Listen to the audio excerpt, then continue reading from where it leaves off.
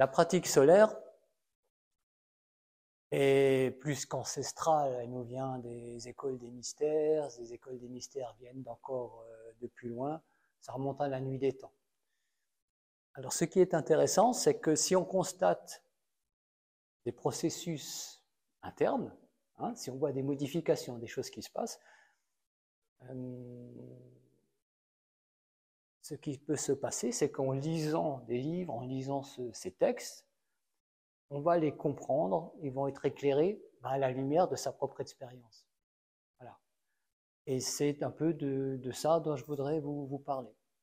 Alors il pourrait y avoir beaucoup d'angles d'attaque pour expliquer ces choses-là, parce que c'est un enseignement universel.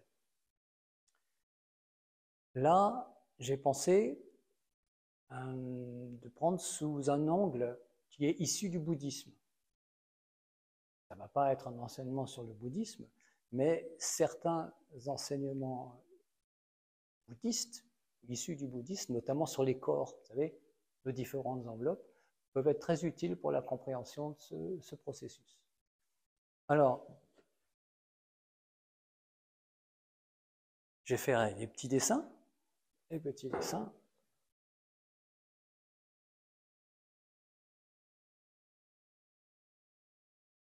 Voilà.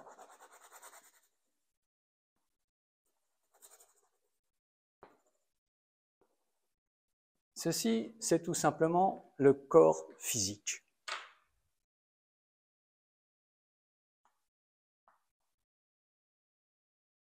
Bon, c'est le corps physique.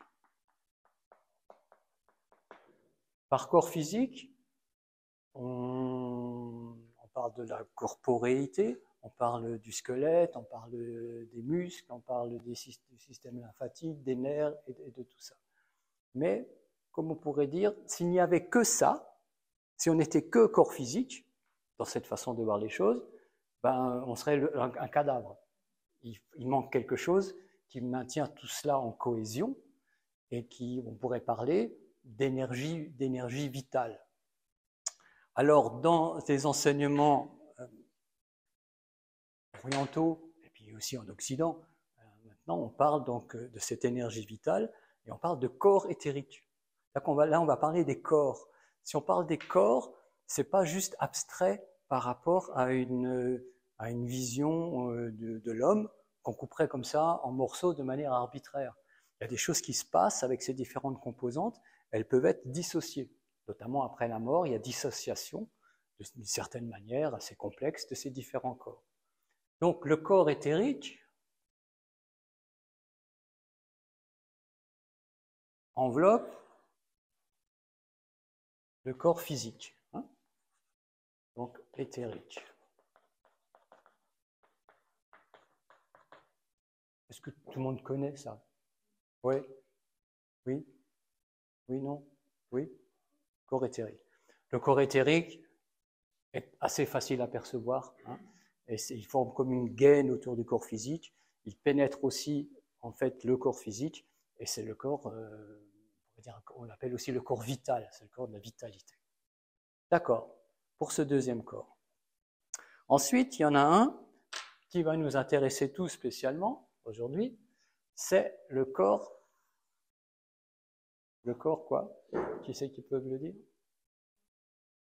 Ah non, le corps énergétique, c'est le corps éthérique. Astral? Voilà, c'est la même chose. Le troisième, c'est l'émotionnel, ou suivant une ancienne appellation, le corps astral, parce qu'on a découvert un rapport avec les astres, les planètes et tout. Mais ça, on va pas en parler. Le corps astral, c'est le corps des émotions. Donc, le corps physique, on pourrait dire, le minéral, hein, une pierre, c'est juste un corps physique. Une plante, c'est un corps physique animé d'une énergie vitale. Hein, elle croît, elle pousse, elle a des fonctions d'assimilation, de rejet. Et donc, c'est le corps éthérique. Et l'animal, lui, a des émotions. Alors évidemment, hein, entre les différents règnes, il y a des choses Il y a des végétaux qui sont proches des animaux, et ainsi de suite. Mais de manière générale, nous sommes donc entourés d'une espèce de sphère ou d'un rayonnement de courant de force émotionnelle qui forme ce qu'on appelle le corps astral. Après, qu'est-ce qu'il y a après?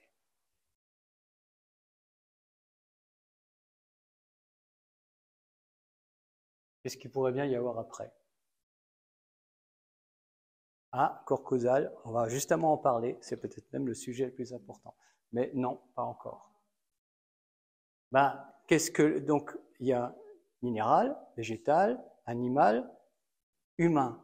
Qu'est-ce que l'humain a de plus que l'animal, de manière globale? Le mental.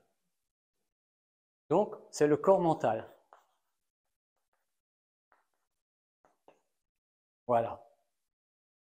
4 corps, comme les 4 pieds d'une chaise, c'est ce qui forme, en gros, la personnalité humaine. On peut l'appeler la personnalité inférieure, parce qu'on va parler tout à l'heure d'une personnalité supérieure. C'est ce qu'on est. Tout ce que vous pensez, tout ce que nous ressentons, tout ce que nous éprouvons, tout ça, c'est quelque part là, avec des interactions complexes, diverses et variées. Et là, il y a quelque chose de très important maintenant. C'est que dans notre personnalité, il y a des trous. Mais je parle pas, ouais, où il y a ici quelque chose, il y a là quelque chose, et il y a là quelque chose. Je prends le chiffon, j'efface, parce que ce qui est là, c'est pas de la matière, c'est même un peu mouillé. Voilà. Ça pourrait être plus proche de ce qu'on pourrait appeler de l'antimatière, ou la matière noire. Bien que c'est pas très joli, puisqu'on parle de choses spirituelles, la matière noire. Ces trois centres, donc une espèce d'antimatière, sont en relation avec notre moi réel. Merci Marc. Notre moi réel, notre moi divin, notre moi des origines, l'être éternel que nous sommes,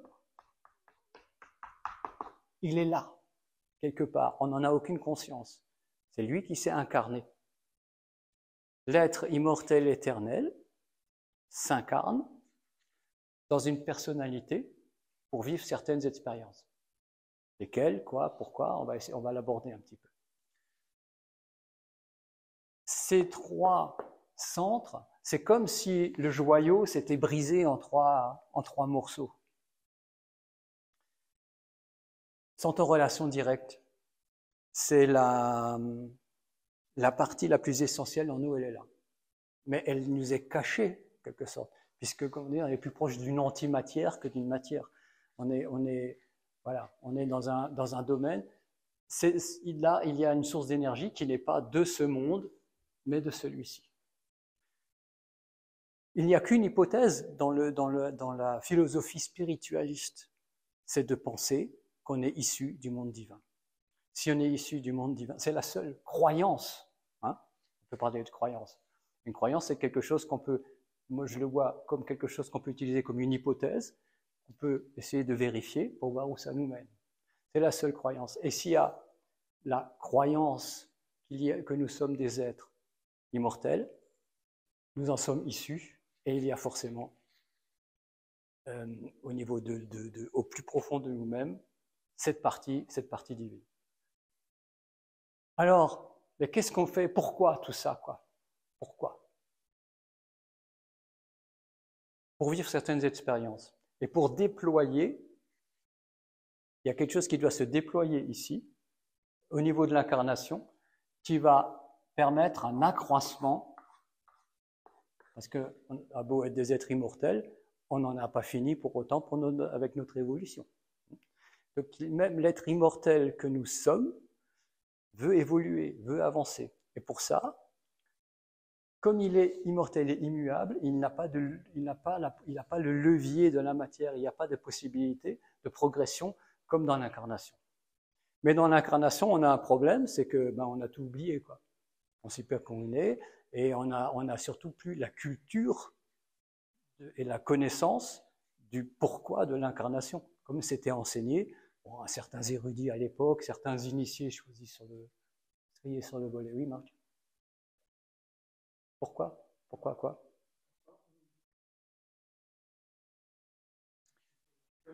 Non, ce n'est pas une colle. Mais c'est impossible de s'en rappeler, parce que quand tu nais, tu sais à peine respirer. Tu as tout oublié. Et il y a une croissance qui se fait, et normalement, en devenant à l'état adulte, tu devrais pouvoir, sur la base de ta société, tu devrais pouvoir accéder à cette connaissance pour pouvoir le déployer. Après, il y a des possibilités de réminiscence, mais elles sont plutôt rares, des histoires de vie antérieure, il y a des cas exceptionnels, quoi. Bon. Je ne vais pas aller plus loin dans la réponse. Alors, le mental. Le mental, on a dit qu'on parlait un peu de bouddhisme, parce que là, c'est devenu quelque chose qui fait partie de la culture occidentale aussi maintenant. Ça. Mais le mental, on l'appelle aussi le manas. C'est ce qui est, vous savez, mens, ou le mental. Mens, c'est du latin, mind en anglais, le manas. Il y a aussi l'homme. Man vient aussi, semble-t-il, de là. Donc, le manas, notre mental. Mais notre mental, lui, est-ce qu'on en a une maîtrise? Est-ce qu'on en a... comment vous vivez votre mental? Est-ce que vous avez l'impression que c'est quelque chose de clair, de limpide? On fait ce qu'on veut avec, on comprend l'univers, on comprend les choses sur lesquelles on se penche. C'est pas tout à fait ça, hein, d'accord? Il est plutôt, en général, un peu pollué, influencé par le corps astral, par nos émotions. Et en fait, le mental, le manas, a deux parties. Et ça, c'est la clé. Ça, c'est le manas inférieur, c'est notre mental ordinaire. On s'en sort à peu près, on arrive à calculer, on arrive à faire des choses comme ça. On n'accède pas à des connaissances plus élaborées. Et si par exemple on veut arrêter de penser pendant une minute ou deux, on n'y arrive pas. Pour ceux qui ont essayé, je ne sais pas s'il y en a qui n'ont jamais essayé ça, essayer d'arrêter le mental, 30 secondes, on n'y arrive pas. On n'a pas de maîtrise du mental, on est d'accord avec ça. C'est là qu'intervient, je vais lui mettre une autre couleur, je vais prendre du mauve pour faire plaisir à ma chérie, donc c'est la couleur préférée. Voilà.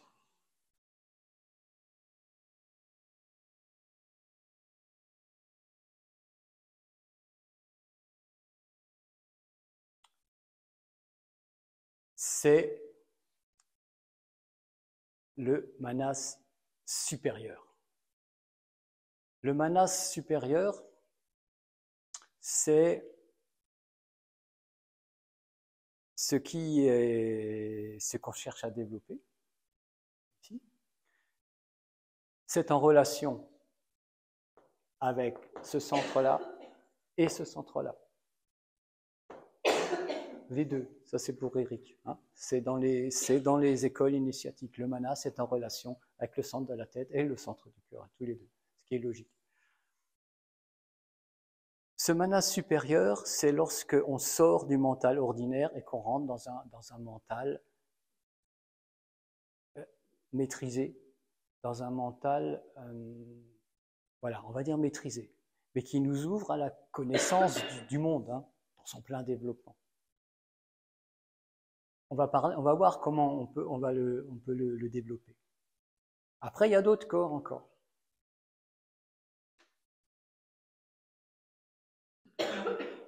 Ouais. Oui. Oui.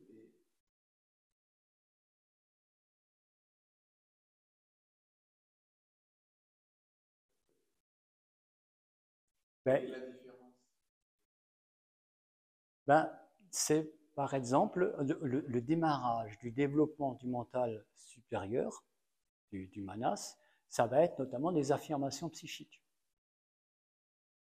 Je ne suis pas bien dans ma vie, là ça va pas, et j'affirme que je suis très bien, je suis en pleine santé, je suis dans le bonheur, je suis dans la joie, c'est une affirmation qui va à l'encontre de tout ce que me disent mes émotions et mon mental inférieur, qui dit attends, non, ça va pas du tout, hein, et je décide que, et je reprogramme, et je développe un bien-être, alors notamment inconditionnel. Il y a l'inconditionnalité de la pensée, qui est aussi celle de la pensée, c'est aussi le mental du philosophe, du vrai philosophe. C'est lui qui est capable de penser, on va dire, de manière, on va dire abstraite, mais le terme n'est pas tout à fait juste, de manière réelle, en manipulant des concepts, comme un chef d'orchestre, comme un scientifique, de manière concrète, authentique, et non pas aléatoire et par association, comme notre mental ordinaire.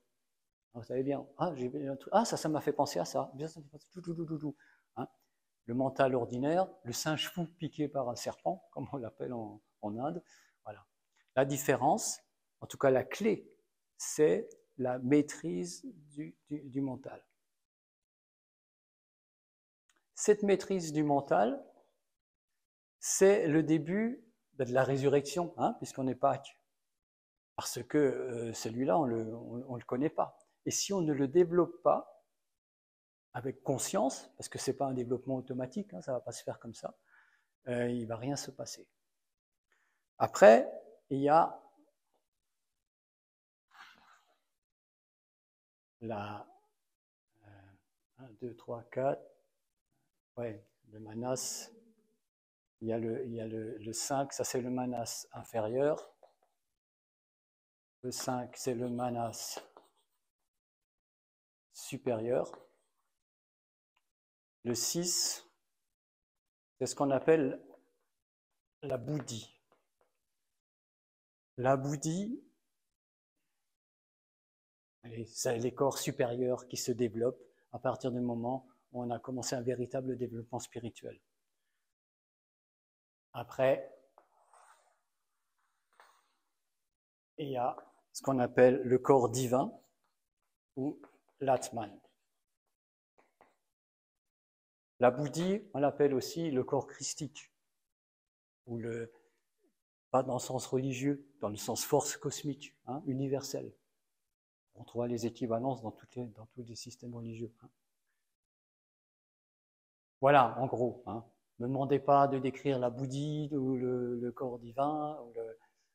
L'essentiel, c'est d'y aller, quoi. Hein. Parce qu'on a du boulot, puisque ce qu'il s'agit de faire, c'est d'accéder au manas supérieur. Et cela, comment on fait, quoi. Donc, il y a les affirmations.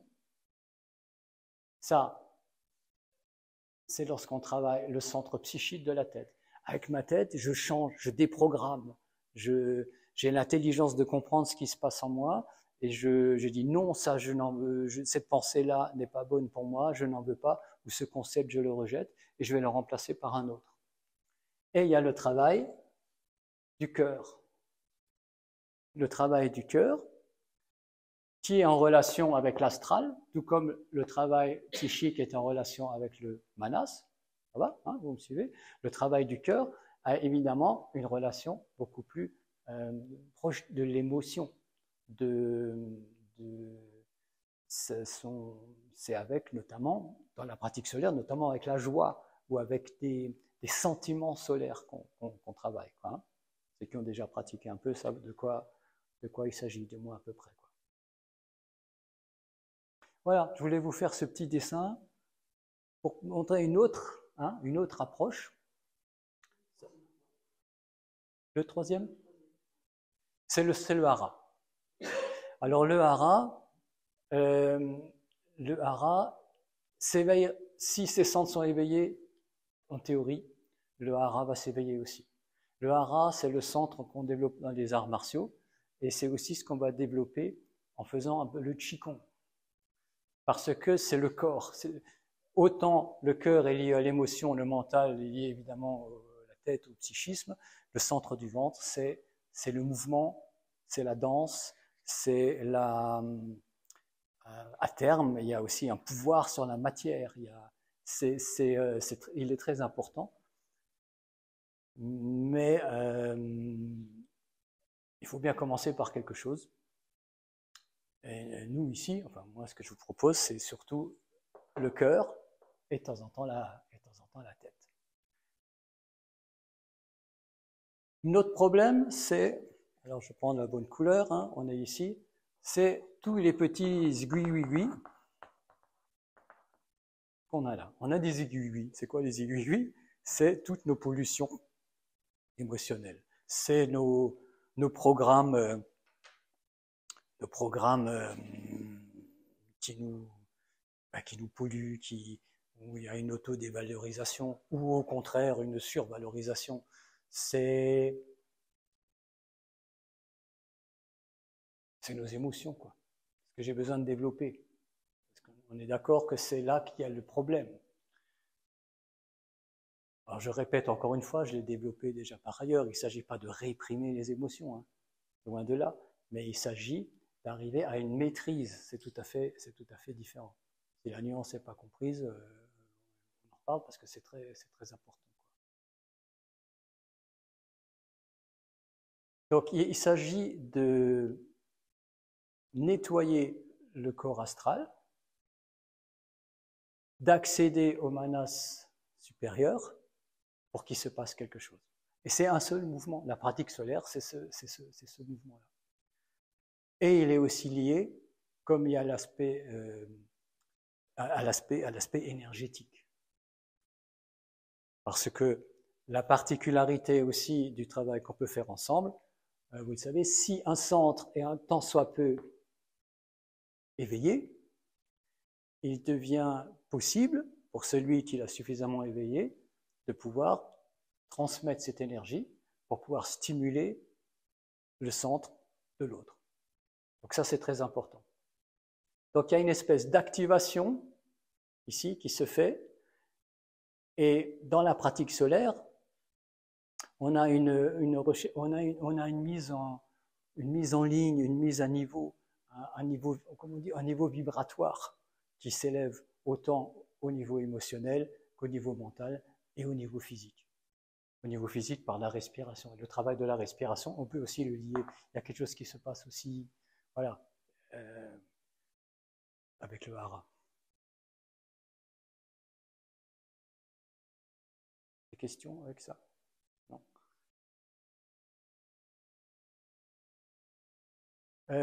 L'Atman. Ah oui, on parlait du... Pardon, le fait que tu parles, le mental le supérieur, il a un autre nom, vous êtes peut-être tombé dessus si vous avez étudié ces choses-là.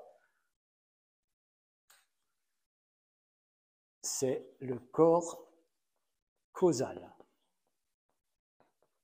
On retrouve ça assez souvent dans la littérature ésotérique. Corps causal, bah c'est intéressant. Il y a plusieurs notions là-dedans. Mais on peut y voir, c'est l'univers des causes. Si j'arrive à programmer mon mental dans la direction que je décide, je vais causer certains effets, je vais être plus agissant qu'avec mon mental inférieur, où je me laisse traverser, où je fais avec, je fais un peu comme je peux, où on est un peu noyé là-dedans. Il y a d'autres acceptions dans le terme de corps causal. Oui.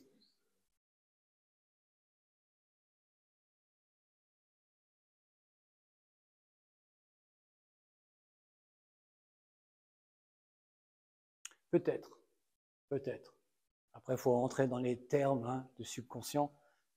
Peut-être, peut-être. Oui. Oui. Mais de quel soi? Hein?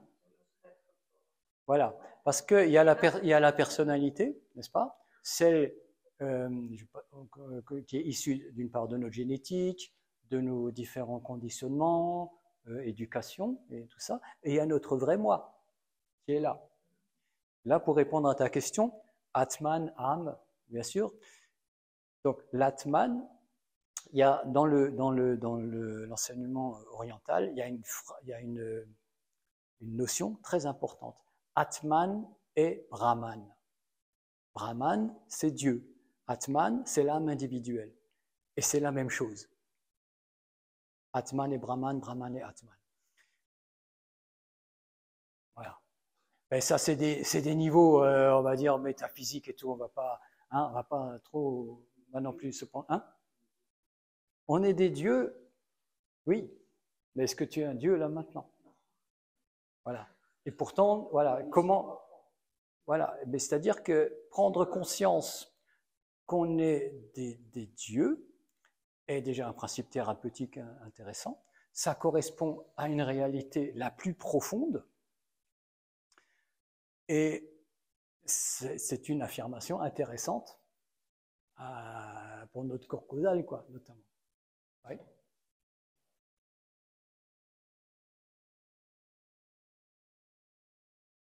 Compris?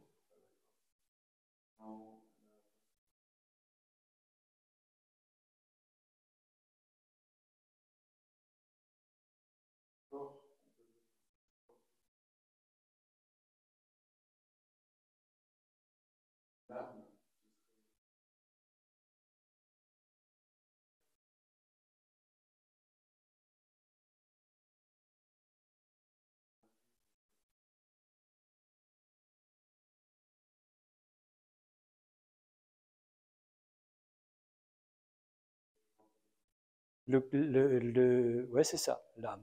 Mais notre âme véritable, c'est-à-dire notre corps individuel divin, c'est Atma Buddhi Manas. Supérieur, évidemment. C'est se construire un corps. C'est ça la résurrection. C'est se construire un corps.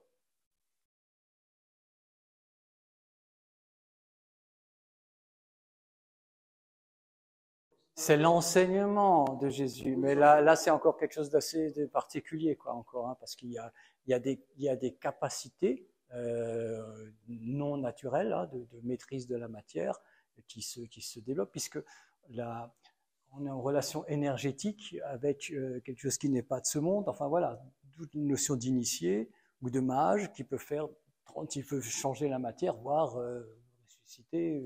On sait pas trop. Mais c'est un peu autre chose. Ce qui est intéressant, c'est de parler plutôt de résurrection, peut-être de renaissance intérieure, hein, de naissance intérieure, devenir qui on est. Mais il faut comprendre, pour pouvoir devenir vraiment qui on est, il faut quelque part s'éloigner de notre personnalité ordinaire, parce que là, on en est en quelque sorte prisonnier, quoi. Parce qu'on ne voit rien d'autre, on est dedans. Ce qu'on pense, est-ce que je le pense vraiment? Est-ce que c'est moi qui ai décidé de penser ça? Ou est-ce qu'on me l'a dit? Voilà, en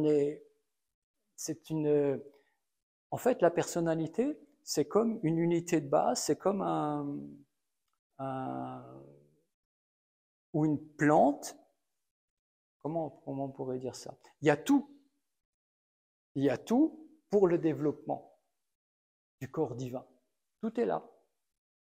Mais il faut le faire. Voilà. Et notre personnalité est une comment est-ce qu'on pourrait dire ça? Elle a ce potentiel. Mais pour diverses raisons, culturellement, on n'en parle pas, parce que ça fait aussi de nous des hommes libres. Hein. Il y a plein de raisons pourquoi ces choses-là ne se savent pas comme elles devraient se savoir.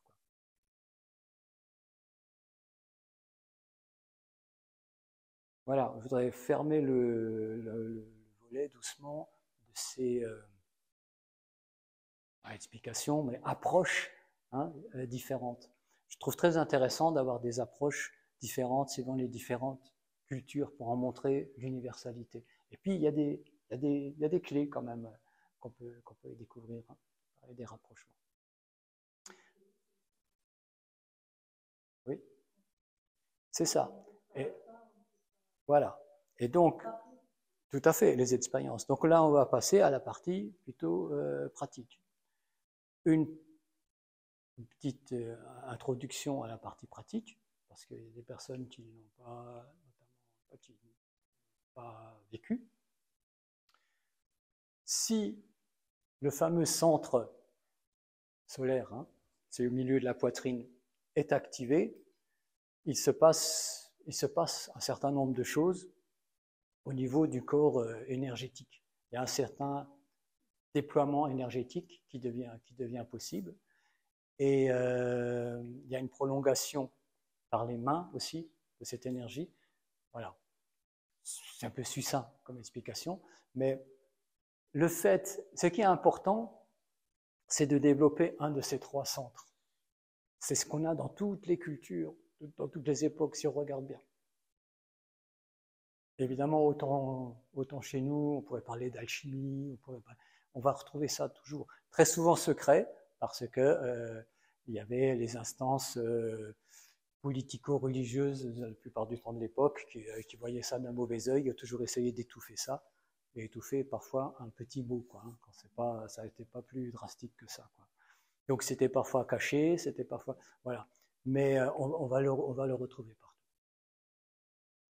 Donc, la pratique solaire, dont on va faire l'expérience, ou la continuer, ça va être le fait de se concentrer, hein, le manas.